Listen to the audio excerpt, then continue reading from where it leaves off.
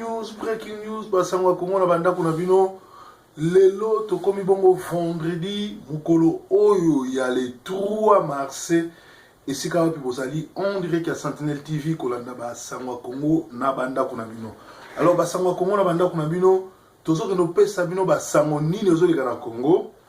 Chaque vendredi, bolanda biso na Sentinelle TV, puis bozolanda biso na Soft 15 TV. Tous allez bongo pe na la bouche autorisée, tous allez bongo pe na Congo Flash André à Paris, pe ba site belé zorélé biso bozo zo biso, tous allez bongo kitoko André qui a Sentinelle TV. Alors eloko liboso, tous nous pesa conseil, tout le monde qui ba gigolo ebelé, ba te belé ba ki poto ba ko kaso potote, ba comme ko kita Kinshasa, ko escroquer, ko yiba, ko mela bato, ko kosa bato, ko yiba ba mbongo ba samwisi poto mabe. Tango wakala, bato a nord, bazo uta nord, bazo kita kin ko sauver bato. Mais lelo, bato bazo uta nord, bazo kena na kin, ko kota mabala, ko yiba, ko escroquer, ko kosa bato ke ba osala bato ba omewa na poto, ko kosa bato ke ba pesa ba mbongo ba sa ba conteneur, ko kosa basi ya bato do ba komi ebele bino pe bato za na Kinshasa avant moto akosa yo ki a romemo na poto, lukotu na sangone pa bato so asa mema combien de personnes avant au pesa mutumbongo asala le conteneur tuna pas bateau parce que soko pesa mutumbongo ezaka facile mais pour la kozongisa ezaka bongo mawami boyebi ke mbongo ekomi pasi bato ebele bazo lela bato ebele bazo ganga bato ebele bazo nyokoma bana poto bakomi ko reverser et pourtant biso tant tozako uta nord tozo kita kin tuenda osala action ko sauver ko aider mais lelo ebaloki bana poto ebele surtout ba o baye ba 10 dernières années ba ko kapotote alors bazo kitakin ko kenuko nyoko la bande ko na so Kinshasa o baza déjà na passe alors batandengo na so ba kutani na nzela na biso to kena monti na suka si faut ko so ba avocat to exposer bango bakanga bango po batika musala o bazo sala mingi na kati na bango baza déjà recherché na Kinshasa pour na ba crime basali awa peto kolandela bino donc bokeba tozana bino miso ko fongama. Basangwa lelo na Kinshasa na rassemblement Félix Tshisekedi ba nommé président rassemblement pe Pierre Lumbi azali désigné président il y a conseil des sages. À part wana Martin Fayulu azali bongo nommé le coordinateur, il y a des coordinateurs il y a rassemblement. Alors eloko nini sali bongo bato belé ba lobiete bazomona ngo mabe mingi puisque pour na bango bazomona que Pierre Lumbi azali bongo mutu autaki epai ya Kabila akoki koya wana po na ko bebisa masolo nyonso tu oyo ezosalama na rassemblement. Alors bane belé ba sepelité balobi bato babima na kati ya rassemblement ezana ndeko moko akomi awa Papicho Olenga nazotanga makama komelinga patriote congolais quitter les rassemblements de l'opposition. La restriction du rassemblement après la mort de Tshisekedi va permettre aux décidents de Kabila G7 de contrôler toute l'opposition politique. Voici leur stratégie. Ils ont créé un poste de la présidence politique du rassemblement pour lérer le dur de l'IDPS qu'ils vont octroyer à Félix Tshisekedi. Mon grand frère qui a les pieds et les mains liés, la bouche cousue par les finances qui lui a été pompée par les propriétaires du rassemblement.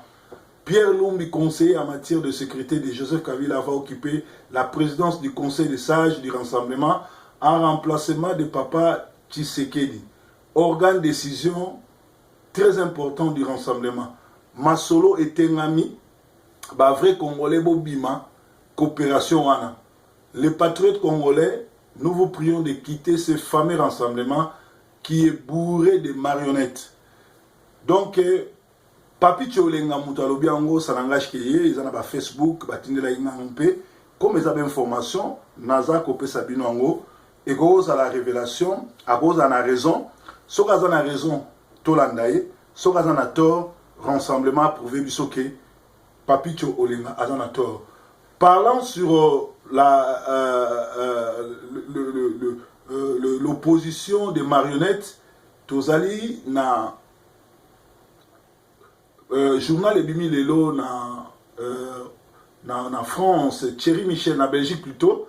Thierry Michel, le réalisateur belge, déclare ceci: le Burkina a des vrais opposants, la RDC Congo des opposants alimentaires. Lui, Thierry Michel Alobiango, Alobi, voici l'image de l'opposant congolais aux yeux du monde, et voilà pourquoi nous avons eu du mal à nous débarrasser d'un Kabila et ses acolytes, classe politique congolaise est pourrie d'affaires, d'affairistes au service de leur ventre et non du peuple. Même si je sais que nous avons une faible minorité de vrais opposants, d'où l'importance pour le peuple congolais de se prendre en charge et d'en déterminer à barrer toute route à tous ces faux opposants et traîtres qui favorisent le maintien du Rwandais criminel Kabila au pouvoir. Si Kabila s'accroche encore, c'est parce qu'il sait que nombreux dans l'opposition sont cupides et donc corruptibles. Kabila ne saurait jamais réussir face à des opposants déterminés à les chasser du pouvoir. Il y a un début et une fin pour chaque chose. Peuple congolais, prenons-nous en charge. Moutoua Bank Samoningate, RDC et Zabiso. Donc, Burkina Faso, bazaki na ba vrai opposant, ba bengana Blaise Compaoré, mais na Congo, tout ça, on a ba opposant alimentaire. Alimentaire, là, si, ba kenda ko sa l'opposition pour na maboum na bango, pour na banda na bango, pour na ba poste. Parce que Kabila a mandaté, aza congolais, azali criminel, azo boma, et azo défié, pe azo sambwisa bango, pe bazo continuer kolanda. Et pourtant, il fallait tout landa conseil à papa Namso, Nani Kabaidi, alobagete opposition et bimana bakor et wanga bakor ba sundulo Kabila ba sala ba déclaration que baza sous partie prenante et ko pesa Kabila passe parce que arosa sous légitimité mais opposition wana bazo continue ko sala ba aventure mais cette fois-ci ba kosuka po ba okuta na peuple o azali bongo préparé. Les combattants donnent un ultimatum de 48 heures aux membres de RASOP pour finaliser l'accord. Les combattants à Kinshasa sont fâchés, sengi na RASOP de rassemblement, pèse 48 heures, si ça l'accord. Parce que normalement, ceux qui l'accord, Kabila Zobin Sabango, Bango peut pas y ça. Majorité présidentielle, Bopé ça 3 combos parce que Kabila a mandé Sili. A boy qui organiser l'élection, a infiltré Mboka Nabiso, a Azali très tout ça sous na posta na présenté mais na rassemblement, vous pouvez savoir 3 comboto pour nani a ok Nabiso na ba élection mais Kabila a sauté. Pour bino pe bolingi biso peut savoir 3 Congo. Et vous savez là au mois kitoko mais lokola bazali ba opposant alimentaire ezali mawamingi. Na Kinshasa toujours ba yebisi biso allô contrôle technique, personne ne répond. Balobi, ezali na mboka na biso, ezana mutuka moko, et bimaki, et bomi plus de 40 personnes na Congo. Donc, et bomi plus de 40 personnes na Congo. Encore du sang qui a coulé, parce que na Congo, et comme nango, et sikawapi, ba zo bomaka bato, et puis mutumoko azo kotunate, ezali mawamingi, ezali mawamingi. Lisusu ezaya kokamusanga ayaki na makelele mazongi sans tambour ni trompette. KTBK Toto a quitté Kinshasa en 4 minutes dans la nuit du 1er au 2 mars vers 1h du matin avec le jet loué par Kabila car Kabila les Rwandais a refusé de le recevoir. C'est-à-dire Kop na bango kaka l'air elinge bandape et simbite po Kabila ayoki ete ndenge tolobaki ete bato wana nyonso tu bazali ba aventurier mutu moko te ayoka bango mutu moko te alanda bango mutu moko te andima po totikala jamais komona KTBK Toto na vélo na train na avion ou na fula na Congo totikala komona pe building na ete donc azali na mbongo te azali un aventurier. Alors ezali pasi mingi po na Congo mais ayaki na fanfare azongi en katimini sans tambour ni trompette, pe Kabila Boyko Yambaye, rien n'a marché, il a fait demi-tour parce qu'il n'a pas été réussi, parce que bino nabiso to tchaki pression que tokoki kondimate mutu oyo azo favoriser ndekonaye ou aza congolais. Je parle de Moïse Katumbi, aza congolais, azali bongo petit à confiance ya Kagame, pe azniko continuer viol, balkanisation mboka Congo, yango congolais nyo surtout oyo akokumisa Moïse Katumbi, akolobake ye alingi Moïse Katumbi aza président, aluka délivrance parce que aluka peut s'informer parce que Moïse n'est pas congolais et Moïse soka voyana pour travailler, akoya jamais pour na bien abino. D'ailleurs, à sa déclaration que lui ne peut pas décevoir ou ne peut pas décevoir ou ne peut pas trahir Kabila. Vous en avez une vidéo wana à Lobango. Alors bah ça m'a toujours à Congo, il y a toujours tangela bino, mususu ezali bongo oyo na koluka kutu bino moboyo kango, oyo ezo défilé sali chronique et ali que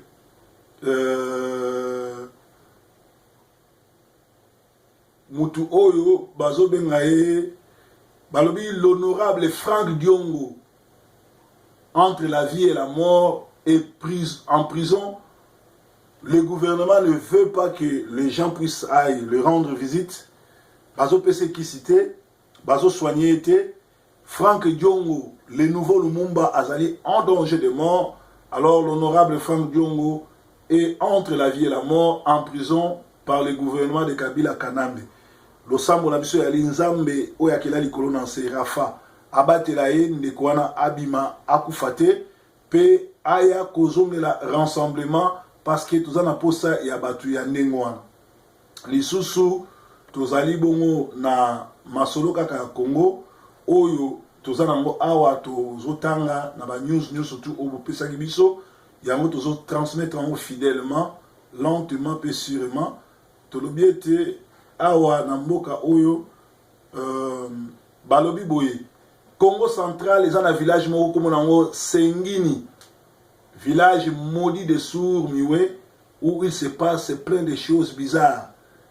Tant na biso bino ke ba Congo ba ndeko na biso ba Congo bazali bato balingi nzambe mingi mindele bakota kuna bazabata liboso bango na mindele na kenamba lebele na matadi ko dédouaner baka matadi na ndako nyonso tout baliaka na fourchette kuna balobaka français kuna bamboka na bango eza bangomba mbe baza na bakara kitoko courant katanaka te mai ebimaka mikolo nyonso parce que ezali porte d'entrée à Congo mais eza na bato ebele mpe bakosi bango na bonzambe bakongo balingi nzambe mingi me bakosa bango mpe mingi. Taonda auta kuna, Fumuki Mbango auta kuna, Badiangenda bakisolekele bakosa bakongo ke bango baba nzambe, bakongo pe bandima bakoma kosambela bango Noël ke bango nde banzambe. Taonda akanga mboka mobimba basi na mibali basokolaka te bapakolaka poussière boyebi masolo wana pe lisusu ne mwana nsemi oyo alobaki ya kofrape me afrape te lelo oyo frappe balukeli ye yenda komosenga mai ya komela na biloko kolia. E tala na village Singini ezali mboka moko kuna bato babotamaka basumiwe parce que ezali sous la malédiction donc tosambela mpona mboka wana. Tolobaki lisusu na Kinshasa eloko okamwa la MONUSCO se dit prête à appuyer la sécurité de funérailles de Tshisekedi. Cette pourriture de la MONUSCO qui n'a jamais protégé le peuple congolais, surtout à l'est et à Kinshasa, là où Kabila est en train de massacrer les Congolais, s'est dit prêt à sécuriser une dépouille mortelle. Allez-y comprendre, ça se passe seulement au Congo. MONUSCO, basali 20 ans au Congo, bakoka ko protéger ta Congolais te. Bazo violer, bazo boma, bazo beta bato, bazo massacrer bato, bango bazalaka te. Mais balobi bako protéger depuis mortel ya Tshisekedi. Est-ce que bazo sekanani? Donc ezali mama mingi makambo boyele kaka na Congo. Alors le peuple congolais feront payer le prix un jour à tous ceux qui ont aidé Kabila à rester au pouvoir après le 19 décembre. C'est-à-dire tous les participants du dialogue, sans exception, majorité, opposition, y compris la Senco, car le peuple disait que ces assises n'avaient pas son importance. La Constitution, pendant que la Constitution elle-même mettait fin au mandat du président de la République, le criminel rwandais, il est vrai que notre parti, les partis de Congolais, IDPS, la Senco et le G7 et tous les autres partis n'accepteront jamais d'être accusés d'avoir été Kabila à prolonger son pouvoir. Depuis le décès, le 1er février à Bruxelles, d'Etienne Tshisekedi, l'unique et véritable opposant à Joseph Kabila, les circonstances sur l'application du dit accord et la mise au point d'un mécanisme de congestion du pays sont au point mort, bloqués par les marchandages des postes. Même la Senco, qui est impliquée dans les négociations du dit accord, est en train d'aider Kabila à rester au pouvoir. Les blocages sur rapatriement du corps de celui qui est considéré comme le père de la démocratie n'avait pas sa raison d'être, car enfin la famille et les partis, pourtant déjà accusés de faire le marchandage, finissent par céder en acceptant son inhumation au cimetière de la Gombe. Ça, c'est pas vrai, monsieur.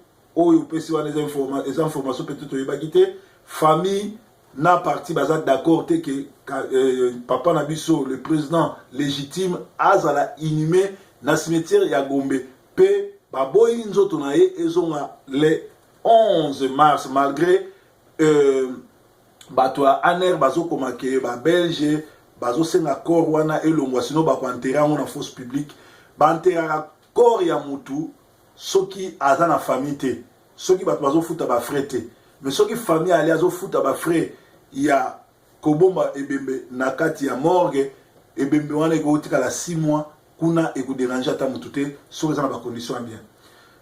Avertissement aux parents. Parents, soyez avertis. Disney cède aux pressions des LGBT et diffuse des scènes gays et lesbiennes à vos enfants.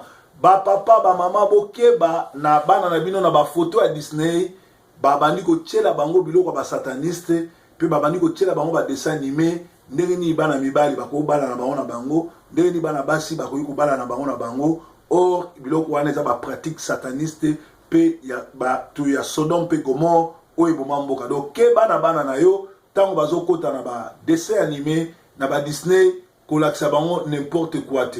Alors na Congo balobiete ce seriez ancien professeur de mathématiques, s'il vous plaît, chers politiciens congolais, arrêtez-vous seulement à déduire la beauté de ces magnifiques pays en pillant ses ressources naturelles, en abrutissant son peuple, mais prière de ne pas suyer les sciences, notamment celles d'exact. Donc, awa, papa Nabiso a même eu problème.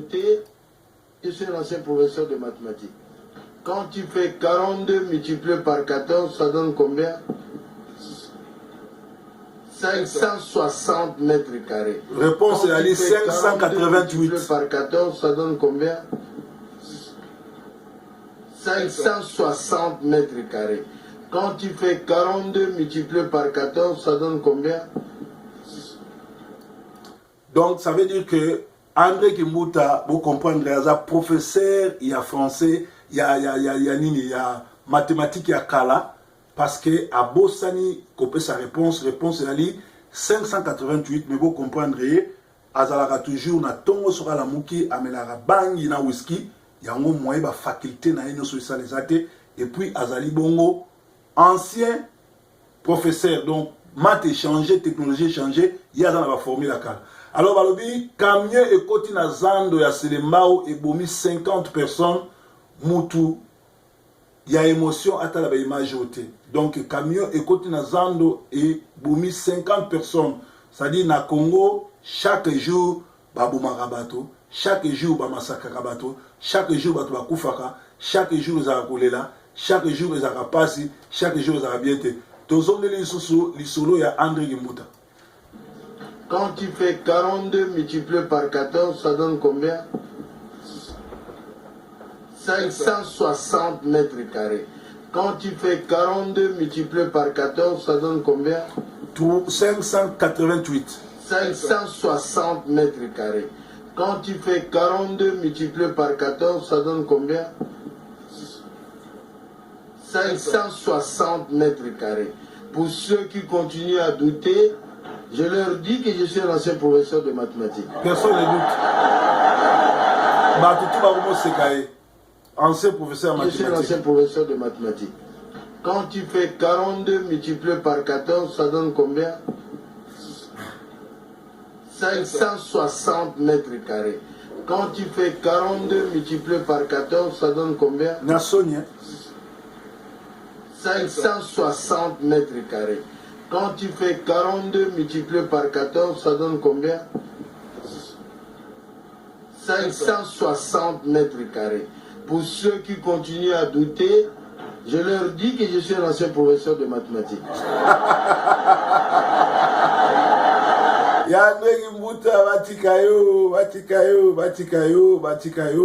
Alors, sénateur, il y a Amérique, Zali Bongo na kanda mingi na makambo na Congo. Bon, biso tozotika bango basa musana na bango pe baluka na lombango ko bengana na biso batu oyo bazali bongo ba loki ya batu. Alors toyoka lisusu ba Congolais ya Kinshasa position na bango ezani sur accord celui dans 48 ba appliqué te ba osala ndeni toyoka.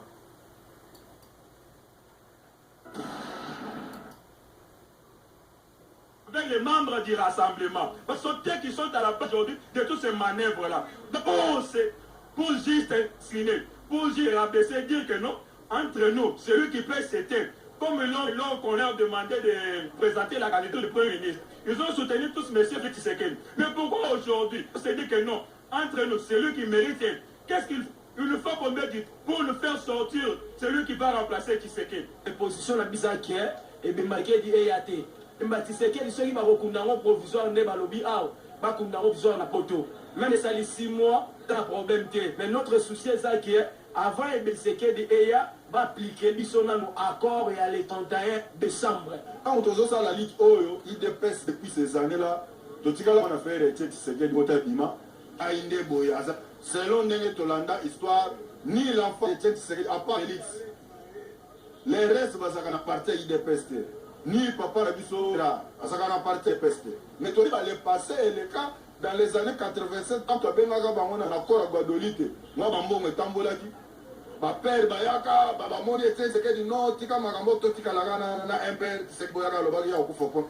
Donc, on a une position, il y a opposition, jeune et Batomboki.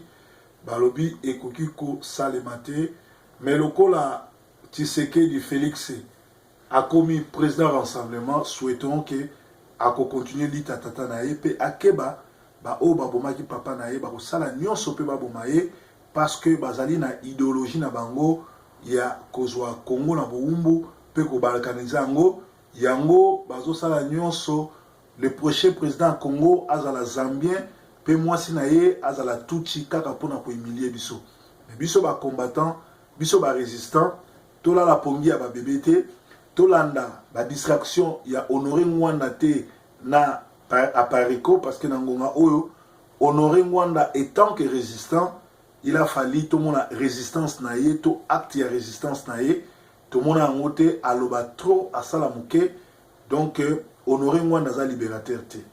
Donc, ezali bongo ba sango ya Congo. Alors, bana Kinshasa bazalaki ebele, bana mai ya Paris ya wapi baza ebele, ba sepeli mingi na masolo na betaki lobby.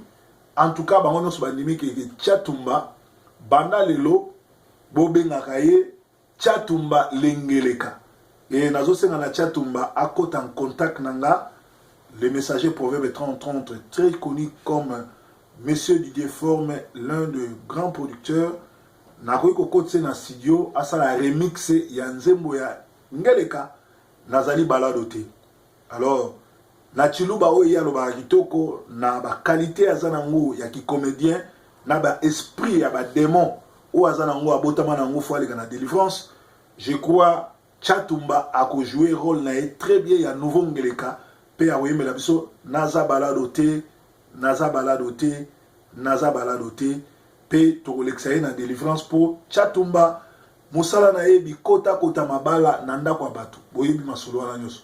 Donc breaking news ezaki ba sango ya Congo le vendredi et lo kamunene beaucoup ko retenir yali que Félix Tshisekedi ba nommé lokola président rassemblement pe Pierre Lumbi lokola président et conseil des sages.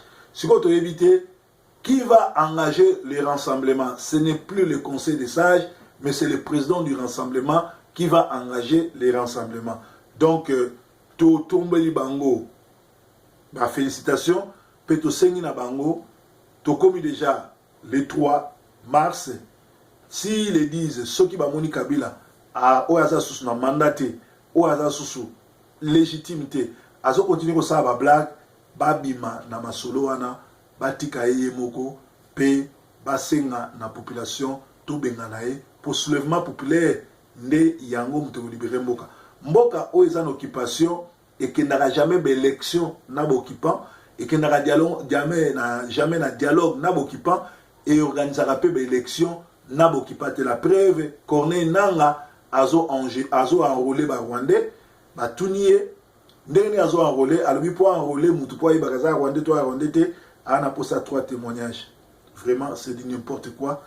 Soki tosila ina Kabila ba Rwandais ba kopakata mbango bango moko. Donc breaking news ya lelo ba sama makasi za kibongo na Londres bokeba na mutu kombo John pe mwasi na Flore bazali ba escroc munene o bakiti na Kinshasa ba escroquer $46,000 ya ba conteneur ya Mama Pauline.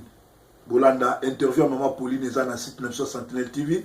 Bolanda pe ndenge John abengaki nga tango nabengaki liboso akimi apesi phone pas mwasi na ye ndenge na solola ina mwasi na ye naza bien éduqué na pesaki tableau ya musala mobile na sali ye mwasi alobi ka zo encourager mobile na ye pour mwasi wana asolola gina asonaki na ye soki John ayibi mbongo ezali malamu on a pesaki non yo koko ndimate ke mobile na ki ne ko escroquer yo mona ngo normal parce que tant mobile na ki ko escroquer soki mutu wana za na kisi agobeta bino kake ya bututu ya moy soki mutu mwasi wana za na maladi akoyelo sida na ndako. Donc biloko wana basi oyo na mibali bakina Kinshasa botika escroquerie parce que bana Kinshasa ba décider escroc ba kokanga so na Kinshasa tout ba kopesa mbasu pe kozala grave. Alors Nzambe azana bino breaking news yeso azankolo breaking news.